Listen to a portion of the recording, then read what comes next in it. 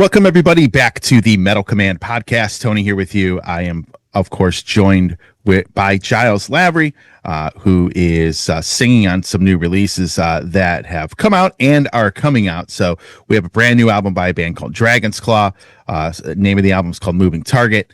And then, of course, he is singing on an upcoming Alcatrazz release. And Warlord's got a new, release out there as well. So welcome back to the show. Nice to see you yet again.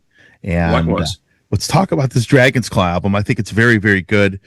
And give us a little background on this band, because it's not a very well-known band, but definitely when it comes to the traditional metal style of music, I think it's very good.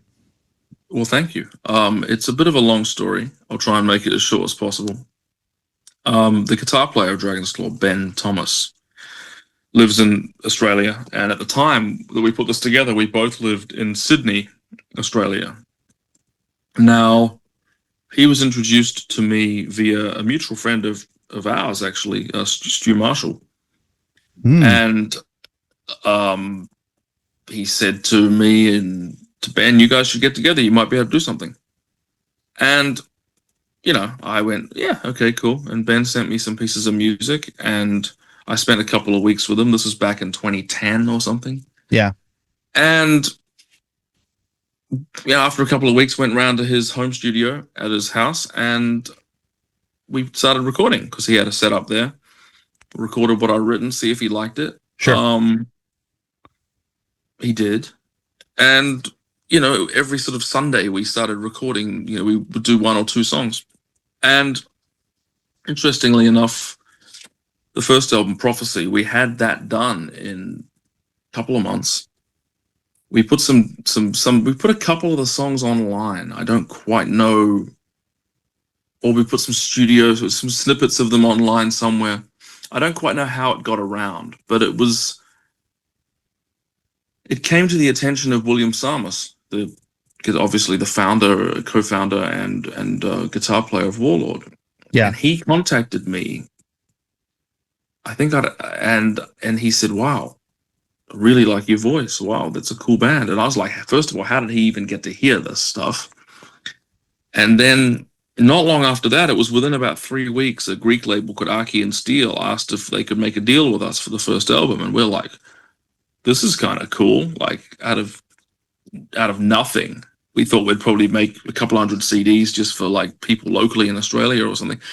All of a sudden, people on the other side of the world were interested. So we put that record out, Prophecy, and there was a little buzz going on there for a minute. And, it charted on the Burn charts in Burn magazine in Japan at like number 6 on the import charts. And just all this sort of stuff started happening. Bill asked me to sing for Warlord on the Holy Empire tour. I'm just condensing this into kind of point by point things. Yeah. We kind of were, we were getting a lot of great reviews in Europe and things like that. Subsequently, I actually moved over here to Germany. Before I did, we actually worked on our follow-up album, Judgment Day, which came out 2013, which coincided with my live work with Warlord and me recording the live album with Warlord and some stuff on the Holy Empire album. So we were sort of 2 albums in. I moved over here. It got really sidelined with my management company, managing bands such as Raven and Girls School and Onslaught and et cetera, and everything else I was doing, running labels and working on extensive reissue projects for bands like Riot and things like that. And just really, I didn't sing for a long time. And then during COVID, I started feeling the urge to do so again. And that's when me and Mark Zonda reactivated Warlord, and we did that record. Sure. And we've done a couple of follow-up sort of side pieces to that record, with re-recordings and a few exclusive tracks. Jack Starr asked me to sing on his record. That was cool. And that's done okay. It's done pretty good. And then the Alcatrazz thing came about. I mean, I've been working with Alcatrazz since, and Jimmy Waldo and all that since, within all that management period there, and then it just sort of inevitably I ended up being the singer. So we've got an album of re-recordings of old tracks plus two new songs coming out later this year, and we're working on a new studio album now. But amongst all of this, I said to Ben, because we've been writing this Dragonsclaw album for years, it would move forward about an inch every year, and then I would get really busy and have to go on the road with something, either as to a manager or even in more recent years singing and performing, etc., etc. But I needed a break at the end of last year. Before Christmas, I told all my bands, everyone, I said, unless someone or something is on fire or gushing blood, I don't want to know about it. I need to be left alone for 3 weeks. I really need a break to recharge. I've been there. That's where I'm at right now, actually. Yeah, you can relate. And I just, 4 days in, I was bored. Mm-hmm. I was like, what do I do? And then I started poking around the Dragonsclaw folder on my Dropbox I listened through to the songs that we had so far. Like, these are really good songs. And I've got a good head of steam now built up with the Warlord Free Spirit Soar album, the Warlord Ashes to Archives release. We've got some new stuff coming out, the Jack Starr record. I'm now the singer of Alcatrazz, and we've done 2 American tours. We're working on new studio stuff, some of which you'll hear later this year. And I thought this would be the perfect, if there was ever a perfect time to kind of slot Dragonsclaw into that priority list of, if people are interested in what I'm doing, this is a big part of it. And I wanted to remix the first album and reissue the first 2 Dragonsclaw albums, which is, they've been remixed, or one of them's been remixed, they've both been remastered. One's been remixed, one's been remastered. They're coming out next year as a package. But this year, it was all about getting the 3rd album finally finished. And I wrote Ben late last year when I was on my 3-week break in December, and I said, let's do it. And I think, he's always kind of been around and ready. And I think he replied back, like, if you want, like, almost as if to say, like, if you really want to do it this time, yeah, let's do it.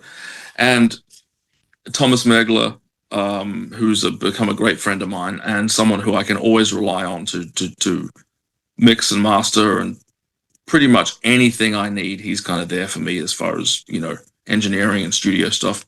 Mm-hmm. I sent him Ben sent him all the tracks. We finished the last bits of recording. The album was virtually finished. It was just, we needed to finish it, like the final vocals, final things, everything like that. Because we've been writing for a long time. And I got him sent all the stuff, all the sessions to start mixing. And it's tough when you're opening up a song session that hasn't been touched since a couple of years. You kind of go, right, I've got a snare drum track for most of this, but there's no bottom snare drum track. Do we have that? I had to contact Mark Zonder, had cut the drums for this album a while ago now, back when we were still putting down final tracks.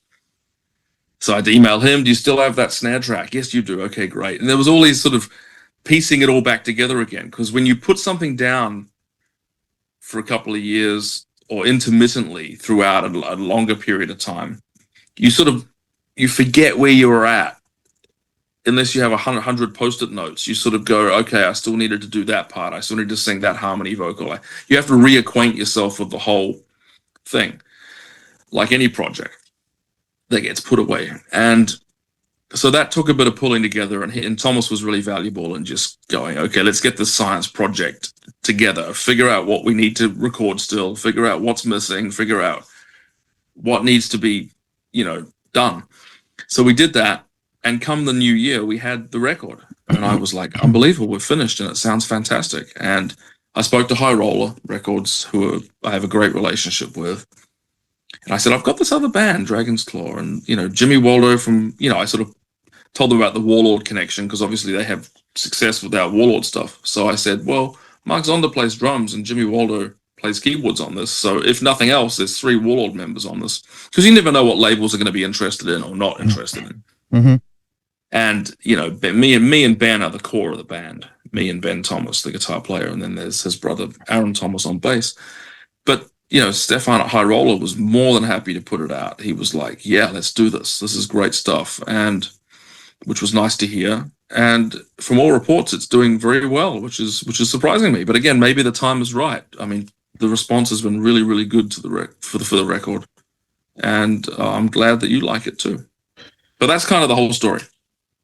Man, that's a pretty condensed version too. That's like ridiculously condensed. I mean, yeah, but, no, I gotcha. People care about the record. They don't necessarily need to hear that. Like in 2018, we cut guitars for the song 4, and then we can, Yeah, no, I gotcha. Hey, it's Tony here from the Metal Command Show. I want to thank you for watching this portion of the program. Since 1998, I have hosted the show, which started off as a radio program and is now into the podcast format. So I want to thank you for watching and or listening. And if you want to support the program, hit the subscribe button, hit that little bell to be notified anytime I do post any content. A lot of you have been supporting the show and really, really helping this show grow, and I cannot do it without all of you. So with that said, thanks for watching. Stay metal.